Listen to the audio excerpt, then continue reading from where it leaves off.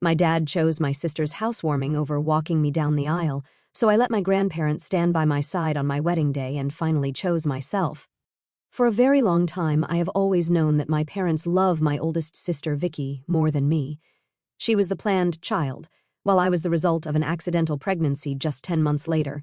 They probably didn't even want me, but decided to keep the pregnancy anyway. My mother's parents had passed away before I was even born, but my dad's parents were very much alive, so they took on a significant role in my upbringing.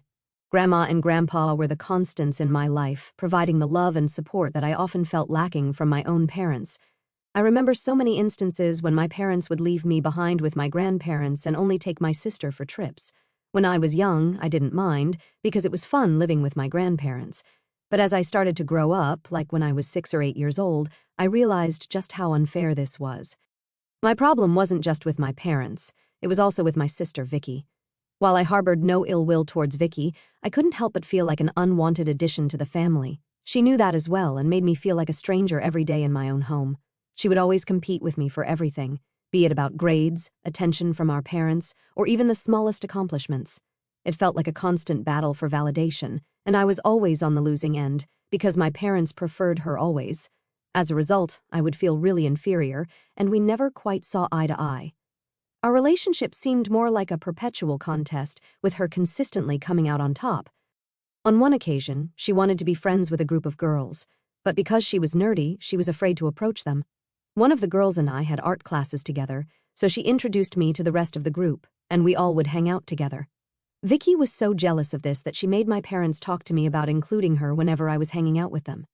I tried to fight, but my mother called me selfish, while my dad said she was my sister and I should look after her.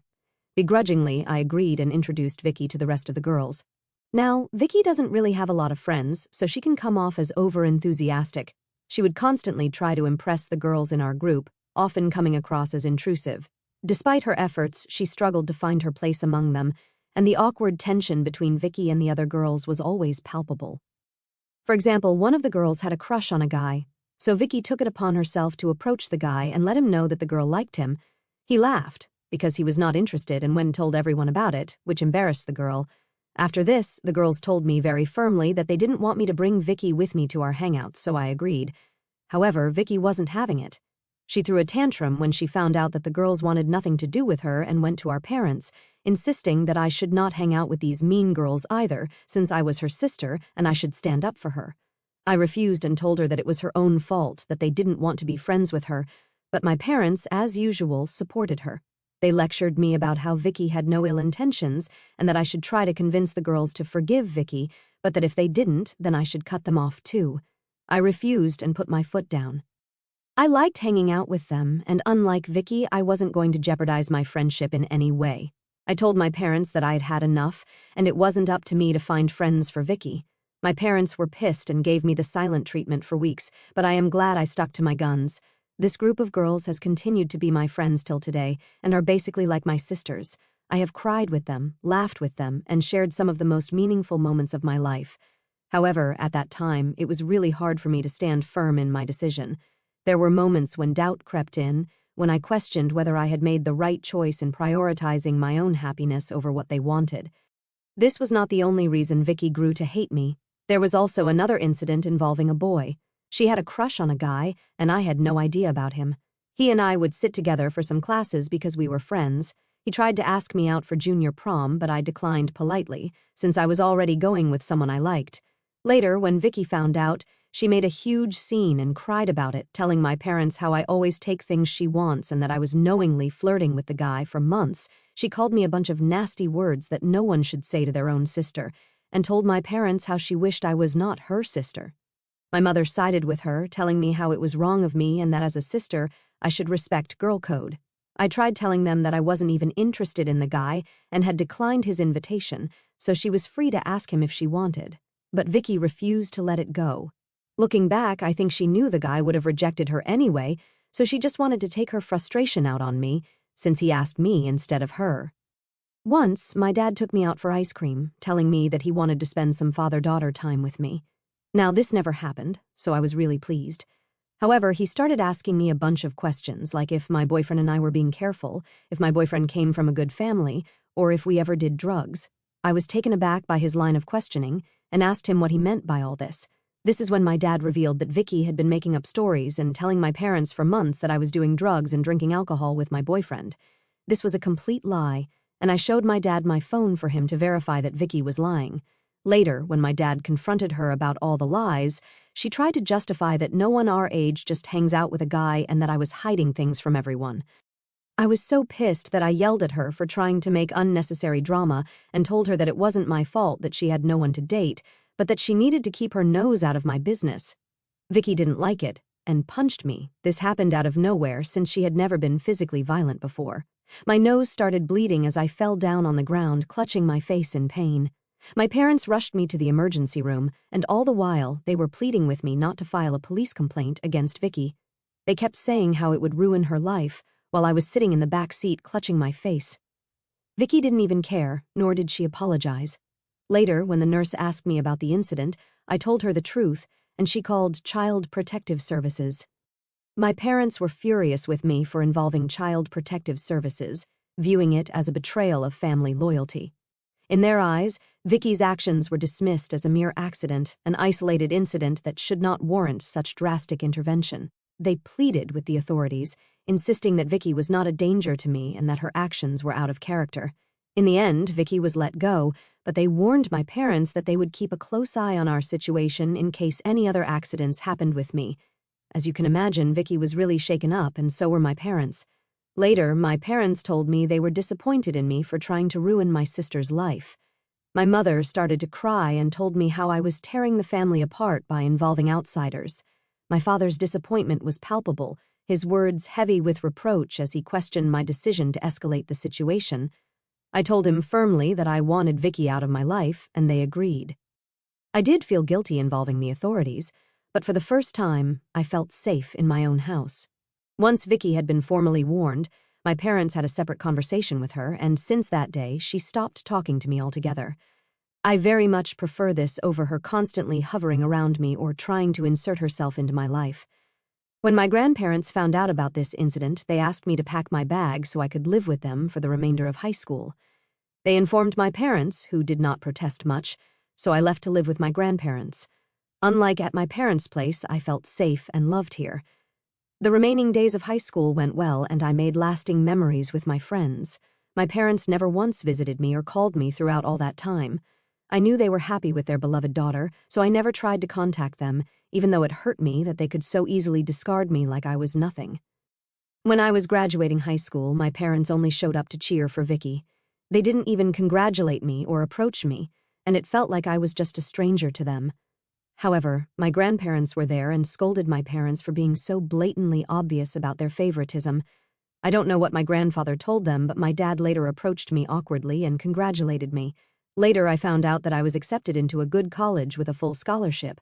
I was so happy about it because I was dreading asking my parents for any financial help. I informed my grandparents about this, and they offered to take me out to a nice restaurant for dinner. After dinner, my grandmother posted pictures of me on her Facebook account, writing a long caption about how proud she was of me for being such an exceptional student. Our relatives soon found out about it and chimed in, congratulating me. I guess some of them might have reached out to my parents, who had no idea about all this. Instead of feeling happy about it, my mother called to tell me the next day that Vicky had locked herself in her room, crying because she had not been accepted yet by any college, and that I was knowingly trying to make my sister feel bad about her grades by talking to all our relatives. She told me how this was all my fault because I was apparently depressed after the Child Protective Services incident, and I had pushed her into bad grades. I was so unbelievably heartbroken that my own mother could blame me for such a thing, that it was the last time I ever talked with her for a very long time. My grandparents helped me move into my college dorm. Due to my high school boyfriend's college being far away from me, we had broken up, so I went into college single and ready to embrace the next chapter of my life with newfound independence and determination. The breakup had been difficult, but I was excited to meet new people. This is where I met Rob. He and I were both freshmen, and we both spent half of our days in the library. Rob was unlike anyone I had ever met before. His quiet demeanor and studious nature mirrored my own, and we quickly found common ground in our shared love for academia. As the weeks turned into months, our friendship blossomed into something deeper, and I realized that I had developed feelings for Rob that went beyond mere friendship. Being an extrovert, I was quite upfront about my feelings for Rob, and I was surprised to know that he felt the same way. We started going out and have been going strong for 8 years. My grandparents have met Rob, and they absolutely adore him. I have met Rob's parents, who literally treat me like their own daughter. On occasion, Rob's mother has even confessed to me how she has always wanted a daughter, so she is glad that Rob met a wonderful person like me. To be honest, this is the first time I have been surrounded by family members who like me and don't actually resent me. I have told Rob stories of my childhood growing up, and he listens to me with empathy and understanding. Throughout these last 8 years, my parents have hardly contacted me, except to send me an occasional birthday text if they remembered, but that is it. Recently, Rob and I got engaged. He proposed to me while we were trekking to our usual spot to watch the sunrise, and it was a dreamy proposal. It was so sweet how nervous he was to pop the question to me, and I had no doubts in my mind when I accepted the proposal. I posted pictures of my engagement on my Instagram and also informed my grandparents about this. They were so happy for me and congratulated us on our future. I guess the news must have spread because my parents called me out of the blue to congratulate me as well. I thought it was just a casual conversation, since we had not talked for years. They asked me about my life, my job, and my apartment, before my dad asked straightforward if he could walk me down the aisle. I was taken aback by his sudden question, since just a few moments ago he didn't even have an idea about which company I worked in. I told him that I had not thought about it yet, and my dad told me how it would be embarrassing if I didn't ask him, and others would question us about it, so it's better if he walked me down the aisle. I scoffed and told my parents I didn't even know if I was going to be inviting them to my wedding, since we had not been in contact. But this pissed my parents off. My mother started to tell me how disappointed she was by my response, emphasizing the importance of family and tradition. She went on to tell me how they would always be my parents no matter what, and that I should let bygones be bygones. Part of me was tempted to listen to my parents and accept my dad's offer, because I did want our relationship to be mended, but another part of me hesitated, wary of opening myself up to potential disappointment and hurt again. However, I was going to be entering a new chapter of my life in a few months, so I told my dad that he could walk me down the aisle, and he seemed overjoyed. Now, during the wedding planning, I reached out to my high school girlfriends, who I had always stayed in touch with, despite the physical distance that had grown between us due to our careers. I told them how I wanted the gang back together, and that I wanted them to be my bridesmaids. There were a lot of happy tears and congratulations, and without hesitation, they accepted my invitation to be part of my bridal party, embracing the opportunity to reunite and celebrate this milestone in our lives together. We all planned to go to Vegas to celebrate my bachelorette party, while Rob had a separate bachelor party with his friends as well.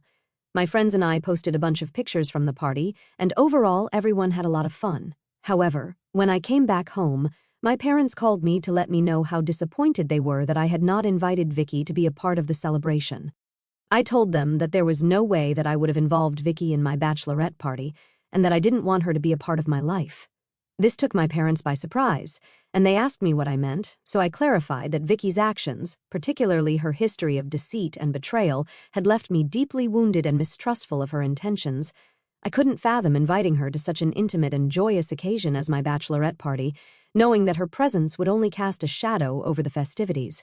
I also informed my parents that this was also why she was not invited to my wedding. Hearing this, my parents lost it. They went off about how I had no right to exclude my sister from my wedding and how it was my duty as her sister to include her in such important events. They told me that Vicky had been looking forward to meeting me after she found out that I was getting married. I was confused and asked my parents what gave her that idea, since we had not even talked to each other for such a very long time. But my parents brushed my concerns aside, saying this is not how sisters behave with each other. I understand where you're coming from, I told them, but you have to understand that my relationship with Vicky is complicated after everything that's happened. I just don't feel comfortable having her be a part of my wedding. She has not even once apologized to me for everything she put me through. However, as usual, my parents ignored my words. My mother kept saying how she wanted what was best for the family and that inviting Vicky wasn't a big deal anyway. My dad insisted that our relatives would talk about why my sister wasn't invited and that this would cast a negative light on my wedding.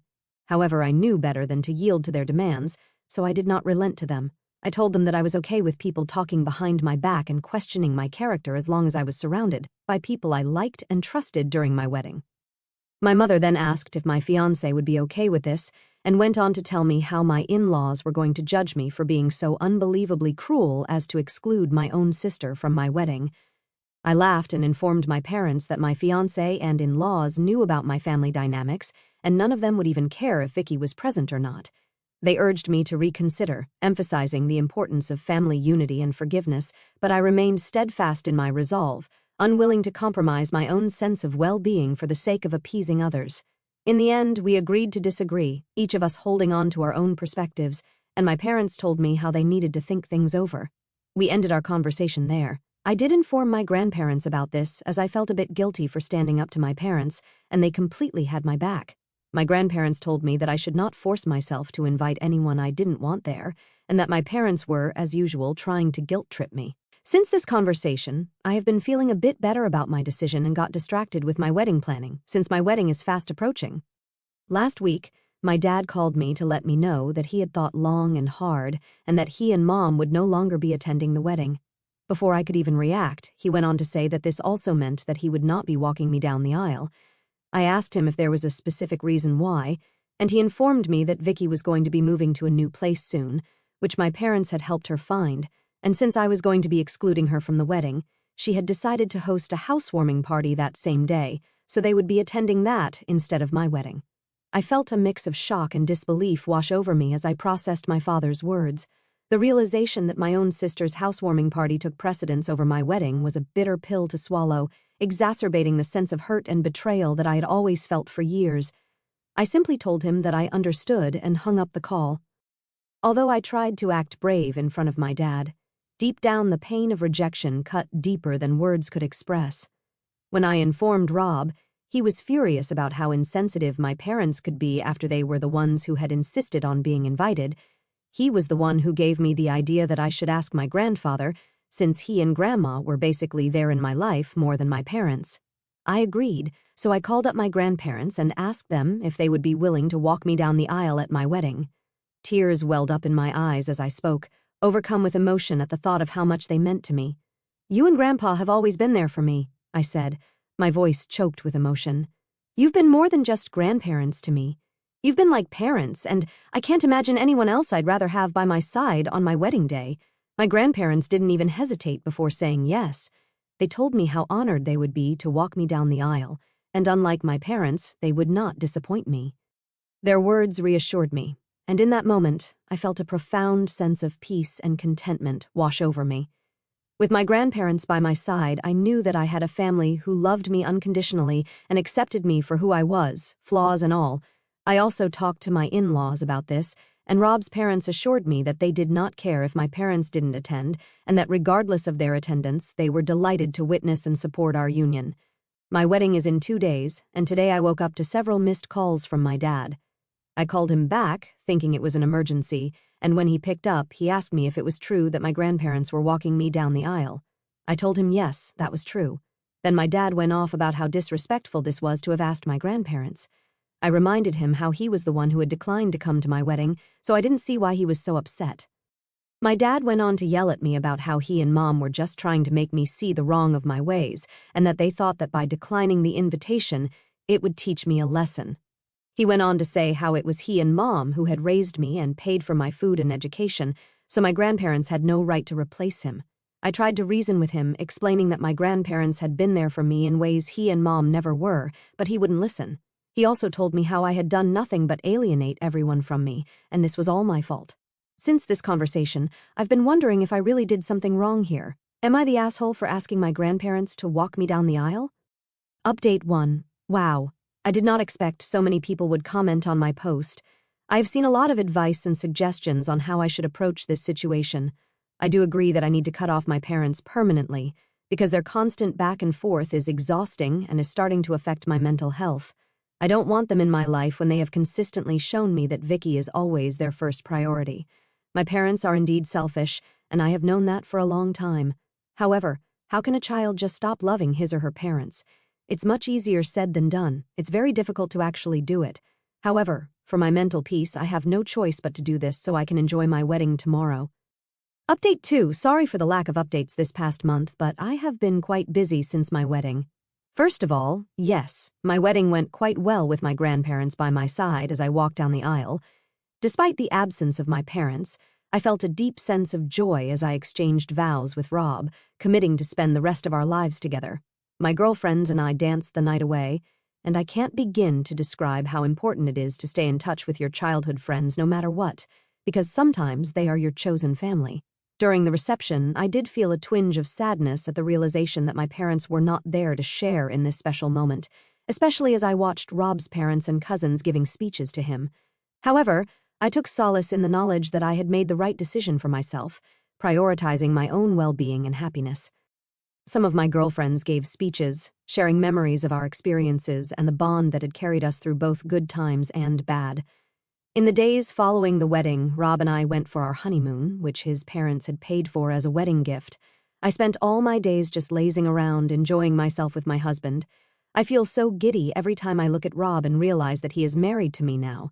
As I had mentioned earlier, I did cut off my parents by blocking them from everywhere. I didn't bother sending them an explanation because, very frankly, they don't even deserve one. I have no idea whether Vicky actually had a housewarming that day or if it was just an excuse for my parents to not attend my wedding, but at this point, I don't care. I wish nothing but the best to them and their beloved daughter. Update 3. So I was not going to update anything further since my last update, but something unexpected happened, and I thought you all deserved to know. I haven't checked my email in the past month because I was busy with my wedding and honeymoon, but today, as I was sorting through the emails, I found an email from Vicky. I don't even know how she found out my email address, and I was completely taken aback. I hesitated over whether to open her email or simply delete it unread, but curiosity got the better of me, so I clicked on the email. Inside was a lengthy message from Vicky, expressing her regret over our strained relationship and her desire to reconcile. She acknowledged the mistakes she had made in the past, admitting that she had been selfish and immature. Vicky apologized for the pain she had caused me over the years and expressed a genuine desire to make amends. She went on to write how she feels happy for me now that I'm married and that she wishes me nothing but the best. She ended the email, pleading that I should not punish my parents by cutting them off and that they missed me. Reading her words, I felt a mix of emotion, surprise, skepticism. Part of me wants to believe that Vicky has truly changed, that she is sincere in her apology and willing to work towards repairing our relationship, but another part of me remains guarded, because this seems too good to be true. However, regardless of what she has written, I know for sure my parents don't miss me, because if they had, they would not have treated me this way. All these years I thought about sending a reply back to her, but then I decided against it. After all, forgiveness isn't something to be rushed. It is a process that requires time and reflection, and while I am not sure if I'm ready to forgive Vicky, I don't want to completely burn the bridge either, since she is the one who has apologized to me for her actions. To be honest, after my marriage, I no longer feel alone. I have learned to recognize that I have my loving husband by my side, supportive friends, and the unwavering love of my grandparents. And with their support, I know that I can navigate whatever challenges lie ahead without ever needing Vicky or my parents in my life. I have also looked into it and have found a good therapist with whom I have booked my first appointment. I have taken this step so I can address and resolve any wounds from my past and heal from them.